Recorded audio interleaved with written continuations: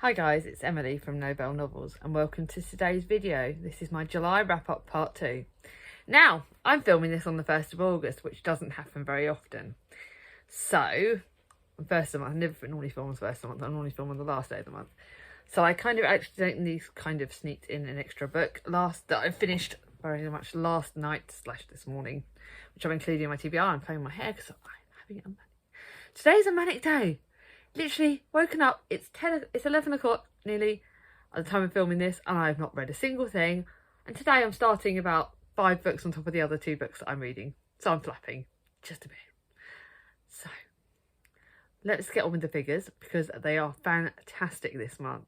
I have done amazing. I have read a total of 36 books this month. No idea how.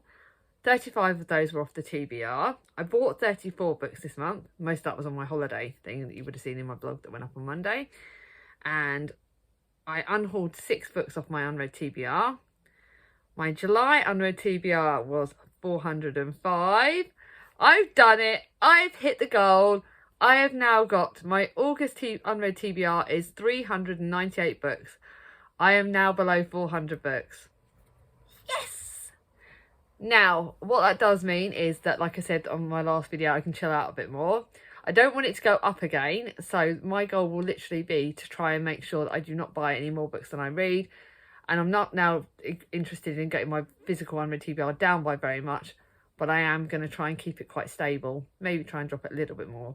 I think possibly the lowest I would really want to go would be 350 unread books, which I know sounds like a lot to a lot of people, but for me, it keeps me having my library. And as long as I've got my library, that's all that matters. But I reached the goal that I wanted at the start of the year, and that was a big time thing.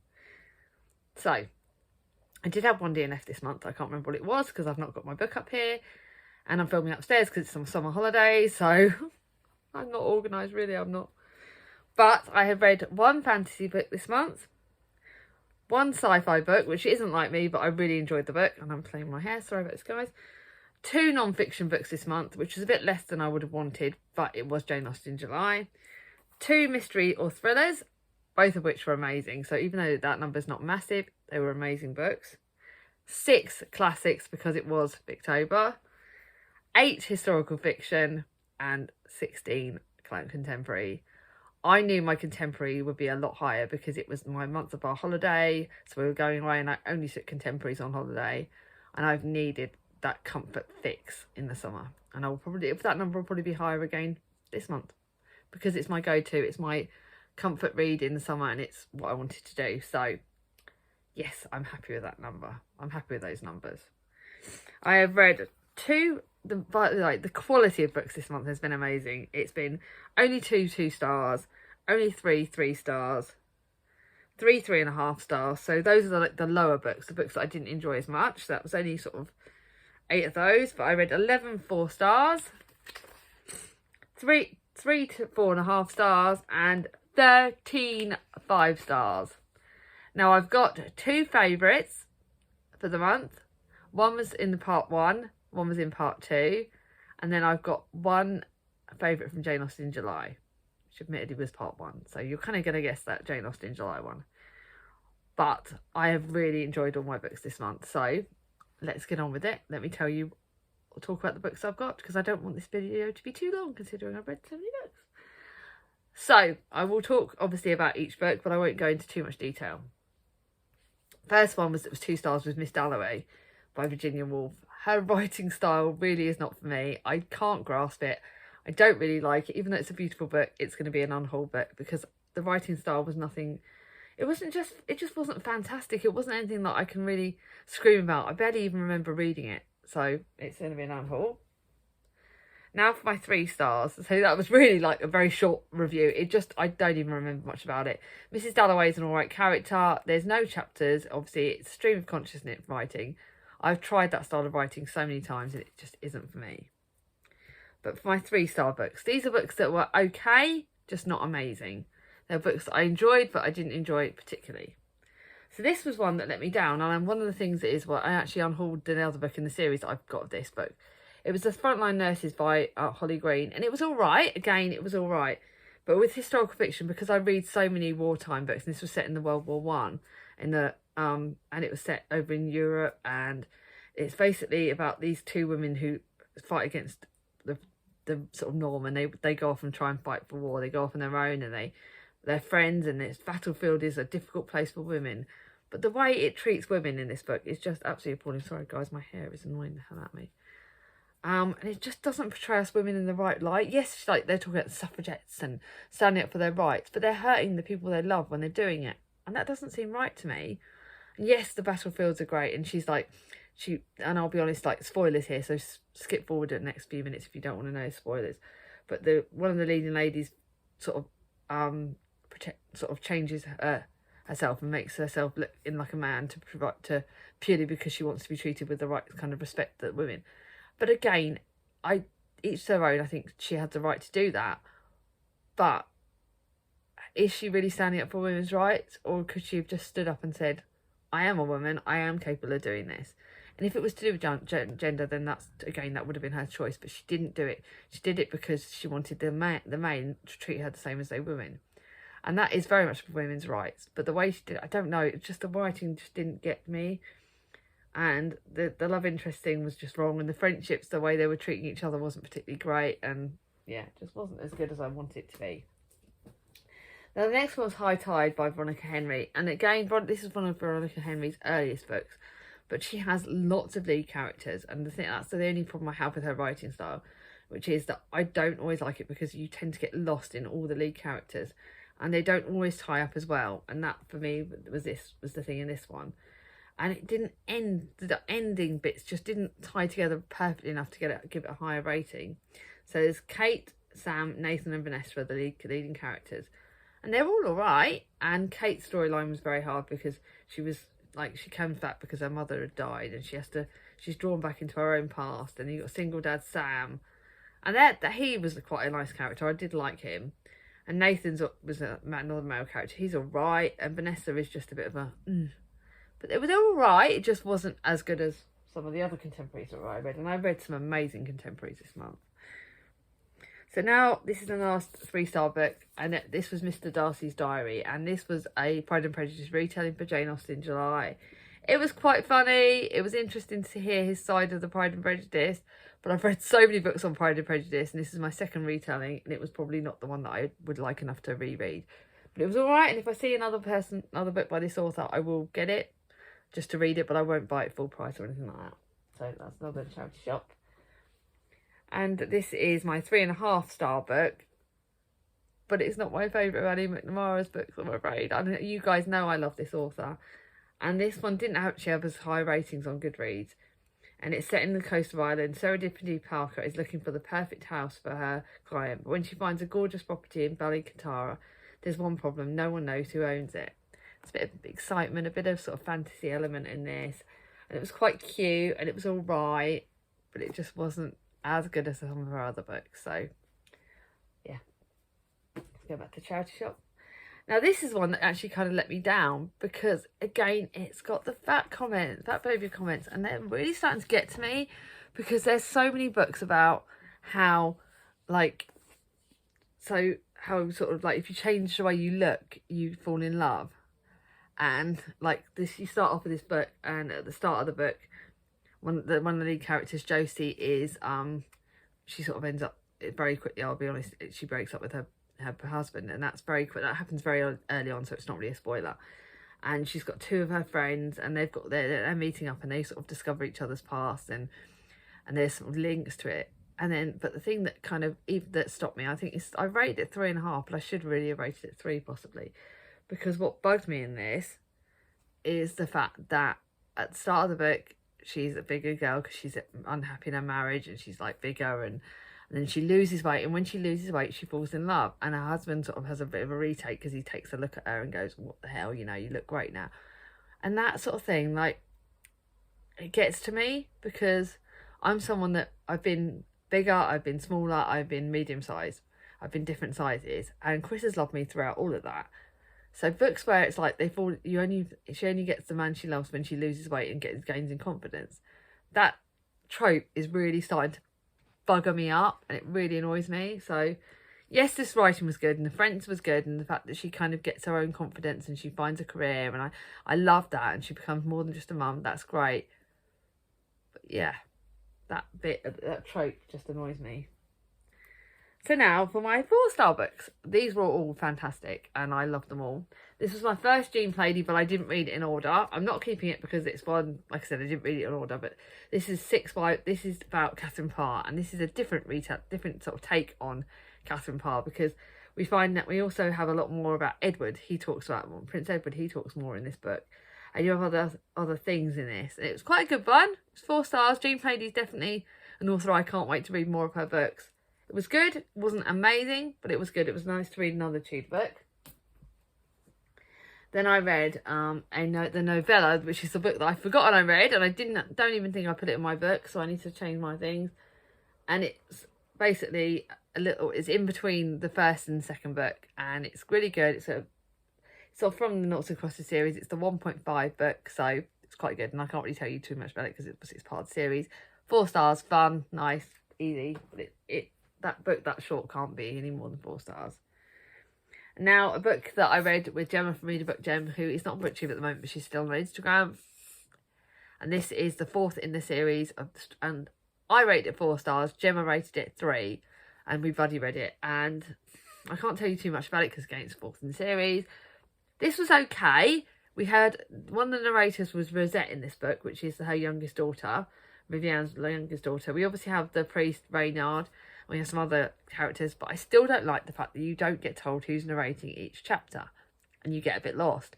And this was all right. It wasn't as good as The Lollipop Shoes, and to me, it also wasn't as good as Peaches for Monsieur Le Cure, but it was all right. So I did like it. Now for sort of some of my contemporaries that are 4 stars. First is Where the Light Gets In by Lucy Dillon. Now this was again set in Longhampton. That's where a lot of her books are set.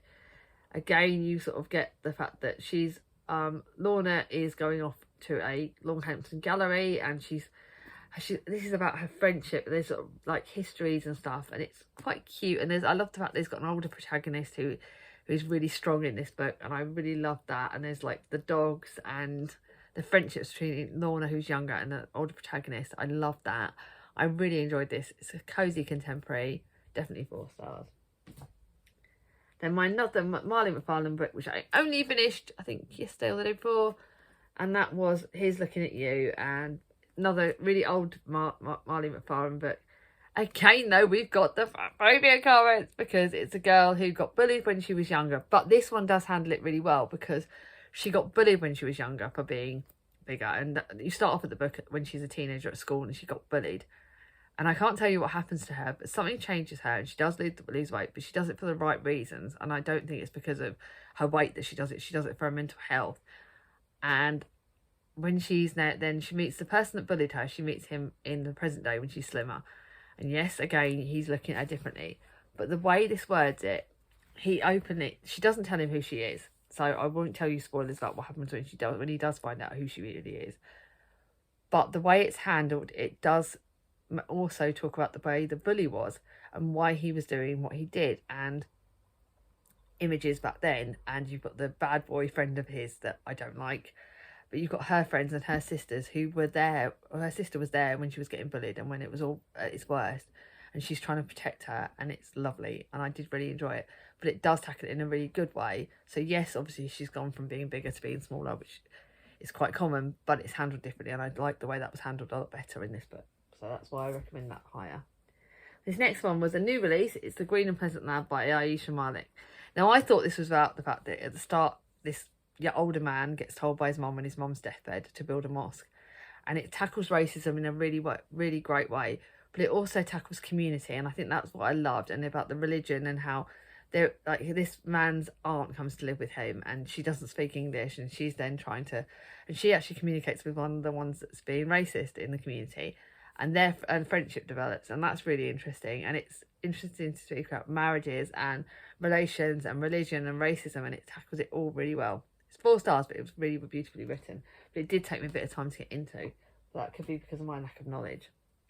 Now, a historical fiction book that I loved, and this is The Summer Queen. And I'll be honest with you, I really loved this book. because it was about Mary, Queen of Tech. But so you've got three really like protagonists, three lead characters in this. So we hear about May Tech, who was like the cousin. She becomes Queen Mary, which we all know about. You've got Alaki, which is one of her cousins, and she was one that marries into, I can't tell you the spoilers actually, but she kind of gets connected, interesting, to another marriage. You can find out the marriages at the start of this book. And you also get Wilhelm, who was the naughty one who set World War One up. And his story's in here as well. And it was really good that they've got the three characters and the Kaiser and how they all connect and how they grow up together and how all the sort of countries and how Queen Victoria had a very big part at the start of connecting and starting off the way the royal was married back in those days and spreading her family around the world. So that was quite interesting, but I did really enjoy that. But that's definitely one I want other people to read, that because I thought it was really good. And now to my 4.5 star books.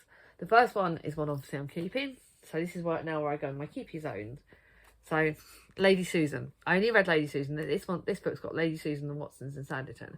And I think it actually helped only reading Lady Susan, because I read it in one shot, but I bloody loved it. I thought Lady Susan as a character was horrible. I hated her, but I actually loved this.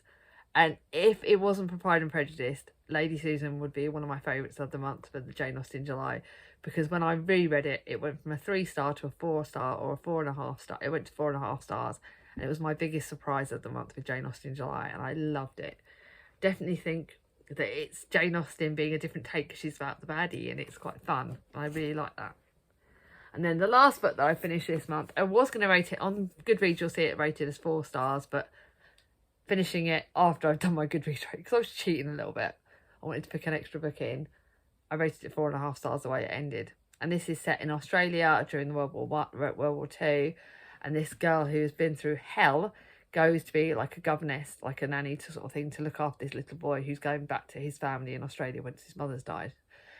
And they've both got really big journeys. And when she moves to Australia, she meets his family over there, and there's really lovely bits, and it's just really interesting to see a community grow and some people that start hating each other and how things change, and how when she gets away, she finally gets a chance to find herself, and how yourself doesn't have to be where you were originally born, like she was born in the UK, but she finds a new home somewhere else, and that was really lovely. So I really did enjoy that, but I'm going to give that to other people to read. It's my first Jenny Ashcroft, and certainly won't be my last.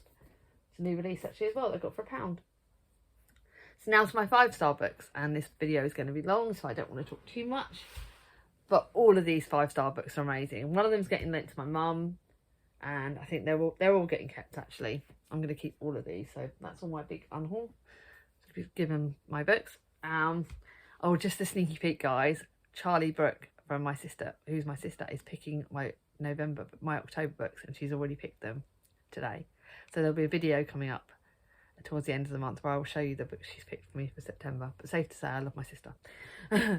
But yeah, so I've already cleared a bit of shelf for that.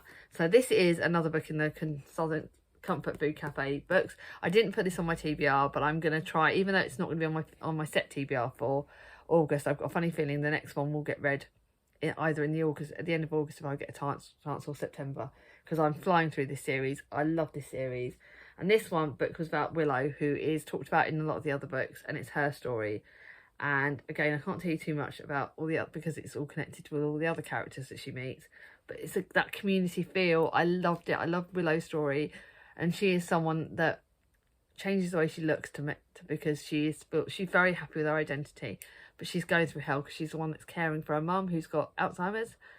And Alzheimer's or dementia, I can't remember exactly which one, and she is an amazing person, and the way she, like, her family come back in and her community, and I loved it. And there was romance, which is really sweet, but I did love that. Mum's having that though.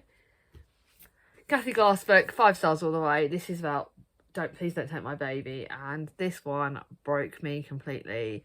It's about Jade, who's pregnant and homeless when she's brought to live with Cathy, and Cathy doesn't normally look after teenagers, or she wasn't at this time. This is one of Cathy's earlier books, and she normally looks after the little ones because at this time, this is when in her early days of her career, and it's really lovely to see the way Cathy was trying to help Jade and what happens, and Jade's journey, and Cathy looking after a baby and Jade, and I loved that book. Really loved it. 5 stars all over that. I can't keep that one because they break me. Any one of these next 4, I will say, could easily be my favourites for the month. I've picked one, but any of these next 4 books could be a favourite. They are all amazing. 3 of these I read on holiday. 1 of them I read before I went on holiday, and they were all absolutely incredible. The first one was a new release by Cathy Brownlee, and that's The Summer That Changed Us. This is about 3 separate women. I'm going to lend this to Mum actually as well. Who all 3 of them got their journeys. All 3 of them been through hell. All 3 of them struggled with their own battles. And I loved reading about them. It's Katie, who is the perfect hideout after childhood trauma left her pretty exposed. You've got Robin, who's the fresh air of this. They're in Mel Bay. Fresh air is going to help her, helping her heal her scars, but maybe not her marriage. Robin's been through real trauma. And then Grace, a new start, could help her move on from her heartbreaking loss. When they meet on Seaglass Beach, they form an instant bond, and soon they're sharing Prosecco, laughter, and even their biggest secrets. The friendships in this are so strong. It's more about that than it is the romance. There is some romances that go through this book, but to me, the friendships are what scream out.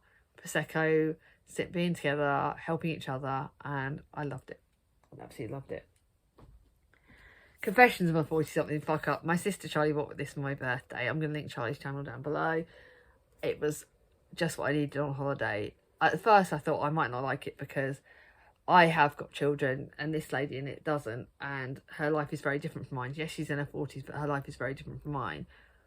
But what she's talking about in this book really got to me, because it was about how, you know, like how we portray our image on social media and how we show everyone one thing and we're not exactly what we are, if that makes sense. And how even though our lives are all different, like for some people are in their 40s and are not married, some people have got kids, some people don't, but we're all going through our battles. We're all still sort of in our 40s, we're getting our identity, we're learning to say, what the fuck, you know, who do we have to be? We have to be true to ourselves. And something I'm learning, and something I learned in my 30s, and now in my 40s I'm a lot happier to be me, is that, yeah, my life is different from other people, but I bloody love it. And yeah, love this book, absolutely loved it. And it's about strength, and it's about sticking together and being true to ourselves. And it's okay to be flawed. It's okay not to have lives that are going exactly the same direction as we imagined.